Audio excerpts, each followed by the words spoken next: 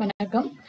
நம்ம இ-ஃபைலிங்ல வந்துட்டு அதாவது இன்கம் டேக்ஸ் ரிட்டர்ன்ல ஒரு ஒரு அக்கௌண்ட்ல இருந்தும் எவ்வளவு அமௌண்ட் வந்துட்டு நம்மளுக்கு டாக்ஸ் டிடெக்ட் ஆயிருக்கு, அதே மாதிரி கவர்மெண்ட்டுக்கு வந்து கிரெடிட் ஆயிருக்கு அப்படிங்கறத நாம தெரிஞ்சுக்கலாம். இப்ப நம்மளுக்கு வந்து 2-3 பேங்க் அக்கௌண்ட் இருக்கலாம், அதுக்கப்புறம் நம்ம சேலரி அக்கௌண்ட் இருக்கும். ஸோ நம்மளுக்கு வர கிரெடிட்ஸ் எங்கேருந்து வருது, அதே மாதிரி அந்த வர கிரெடிட்ல வந்துட்டு எவ்வளவு தொகை வந்துட்டு டிடிஎஸ் ஆகட்டும் டிசிஎஸ் ஆகட்டும் இது ரெண்டுத்துக்கும் எவ்வளவு வந்து போயிருக்கு அப்படிங்கறத எப்படி பார்ப்போம் அப்படிங்கறத பத்தி தான் இப்ப பார்க்க போறோம்.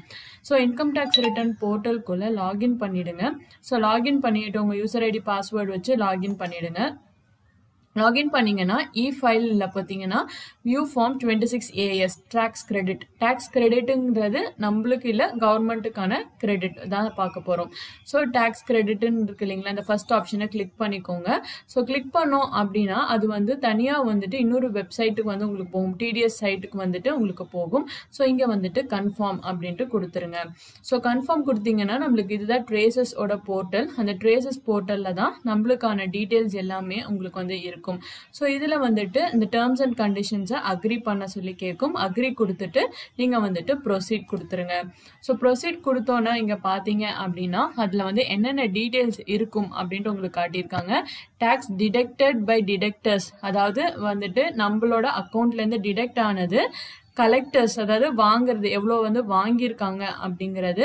அதே மாதிரி வந்து செல்ஃப் அசஸ்மெண்ட் இருக்கும், ரீஃபண்ட் பே பண்ணது அப்படிங்கிற எல்லா விவரமுமே அதில் நீங்கள் பார்த்தீங்க அப்படின்னா ஒன்னொன்னையும் எக்ஸ்பேண்ட் பண்ணி நம்ம பார்த்தோம் அப்படின்னா எல்லா டீட்டெயில்ஸுமே அதில் வந்துட்டு கொடுத்துருப்பாங்க.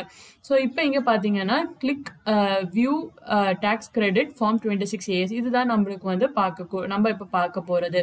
ஸோ இதை கிளிக் பண்ணிக்கோங்க. இதை கிளிக் பண்ணீங்க அப்படின்னா உங்களுக்கு வந்து அசஸ்மெண்ட் இயர் கேட்கும். அதே மாதிரி வந்துட்டு பிடிஎஃபா வேணுமா இல்லை ஹெச்டிஎம்எல்லா வேணுமா அப்படிங்கிறத கேட்கும். ஸோ நீங்கள் வந்துட்டு உங்களுக்கு ஹெச்டிஎம்எல்லா வேணும்னா ஹெச்டிஎம்எல் கொடுங்க, இல்லை பிடிஎஃப் வேணும்னா பிடிஎஃப் கொடுத்துருங்க. ஸோ அசஸ்மெண்ட் இயர் நான் செலக்ட் பண்ணிட்டேன், 2019 20 நான் செலக்ட் பண்ணியிருக்கேன். இதில் வந்துட்டு நீங்கள் வியூ ஆர் டவுன்லோட் கொடுத்துடலாம்.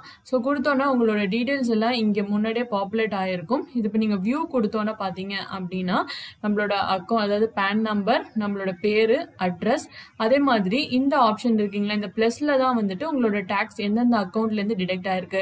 ஸோ இப்போ எனக்கு எஸ்பிஐ அக்கௌண்ட்ல இருந்துச்சுன்னா எஸ்பிஐ அக்கௌண்ட்டும் நீங்க இருக்கும்.